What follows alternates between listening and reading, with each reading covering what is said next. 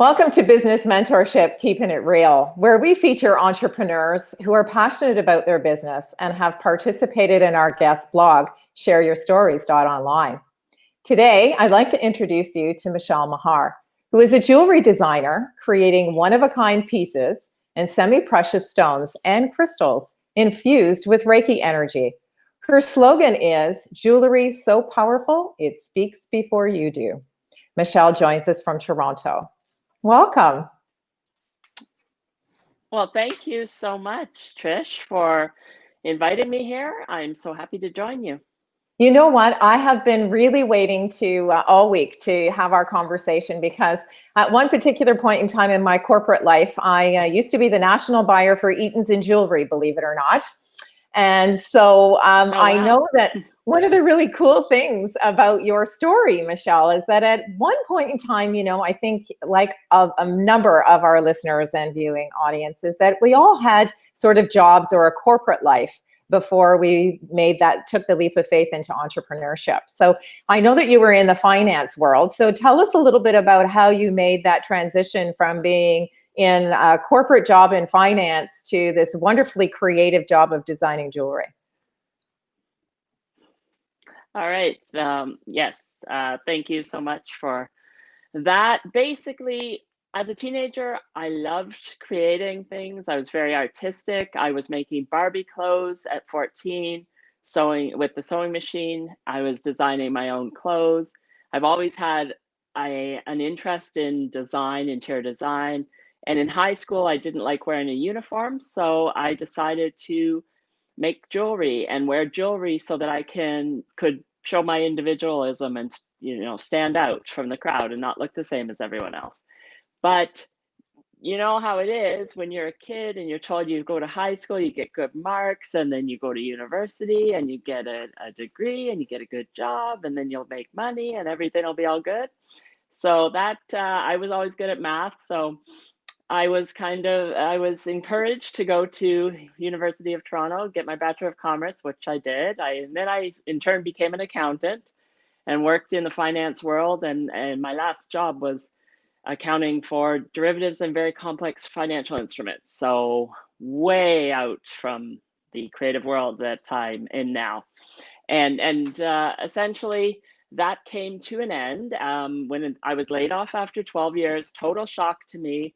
And that was like my light bulb moment, as you call it, where I just said, that's it. I'm going to do what I've always loved doing and always been my passion. And I love creating. And I wanted to create jewelry for women that really showed their personality, style, image they want to portray. Well, you're wearing a very awesome piece of jewelry today, I must admit. And, you know, before we went live, I was commenting on your wonderful studio because you can really tell a lot about a person's personality and the creative space that they're in. So tell us a little bit about the jewelry that you're wearing today. Like what kind of precious stones and crystals are you using? And how do you get the energy from Reiki? Give us that connection. I find that very fascinating. So this is a red jasper. These are red jasper pieces, the larger pieces. And then I have also mixed in here some of these are actually, they're not semi-precious, but that's just for the volume and the balance. And I've got some rhodonite in there, which rhodonite is good for mental balance, attention to detail, memory, and making music. And then hematite, which is a grounding stone, is in there too. And in terms of Reiki energy, I infuse it with Reiki energy, the jewelry, so that your chakras are aligned. And there's 7 chakras in your body, and we all want alignment in order to be, you know, at peace and carry on with our lives. You know, I just find that connection is really what sets you apart from your competition, because to your point, creativity is one component, and obviously you've had a very creative life, but this idea of creating this positive energy in these jewelry is fascinating. So, because I know one of the things, one of your target markets are speakers. So, you know, folks like myself who are hosting podcast series, or perhaps in, you know, pre-COVID when we were standing in front of large groups of people and conveying a message or talking about a topic. So Tell me how that, and I love the idea of the chakras, how they, it clears it. Obviously, it's close to your throat, so it helps with your speaking voice. So tell us a little bit about some of the jewelry that you may have designed for folks who are in the speaking world. Okay, so essentially, if you think of the fact that you are on stage, you're up there, in some cases quite far from the crowd. So you really do need something that makes you stand out. And to the point of now, with us being all online and in the virtual world, and you're only seeing this little square of us, you need something to stand out, and a necklace, a statement necklace, something like this. Even if you don't remember the speaker's name, you're going to remember that necklace, and you're going to say, oh, it was the woman wearing that fabulous necklace, and blah, Right. blah, blah. So that,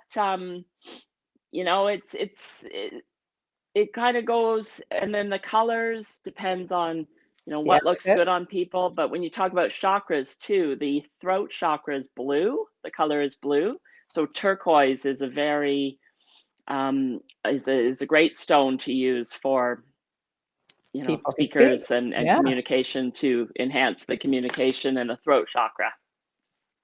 That's really cool. Now, tell me a little bit about so what do? Do you meet with a client first and they tell you a little bit about what they're going to be using? Because clearly you have a selection of jewelry that people can have a look at and they can purchase.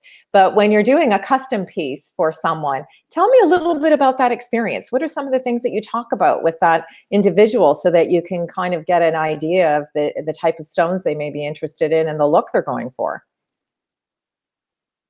Well, I first of all, they will contact me and give me an idea of what they're looking for. But Right. then I will also go into their social media, different social media streams, and have a look at the pictures, what they look at their brand and what they do, and the image that they want to portray from their brand, as well as looking at photos to see what they seem to be comfortable wearing. Right. Then they'll come to me with an idea of what, you know, style, colors they might show me pictures of other pieces of jewelry they like.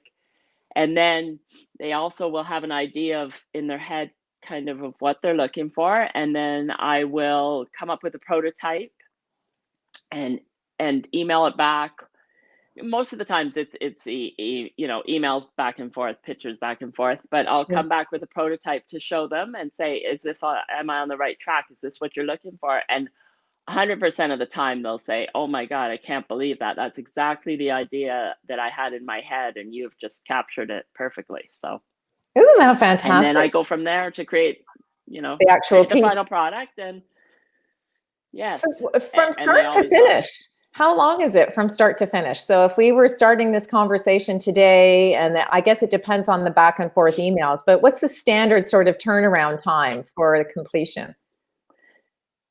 Yeah, it really does depend on that, and it depends on what I have on hand Right. and what I can get. And of course, this year has been a bit of a challenge with the suppliers getting the stones from elsewhere. But I do have a lot of stock in stock right now of the components. So it could be a matter of a week or a few days to, a couple weeks, depending on what's involved in the process.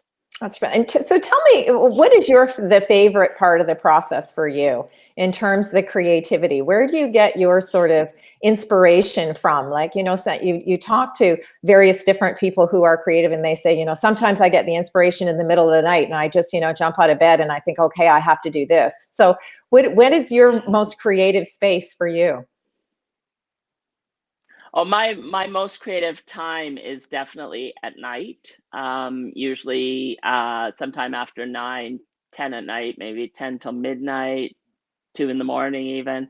I think it's because everybody's gone to bed, or Right. it's Your very house is nice and quiet. quiet.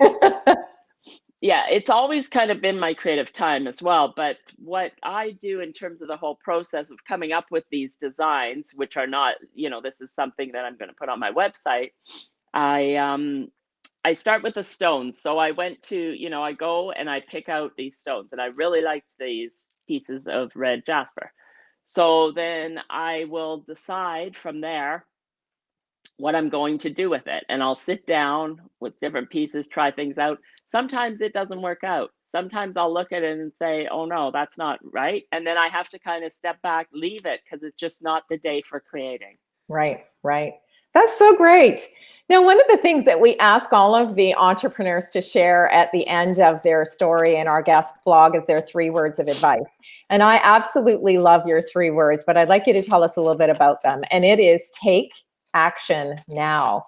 Why did you choose those 3 words? Yes. So I chose those 3 words based on this year, 2020, and what we're dealing with.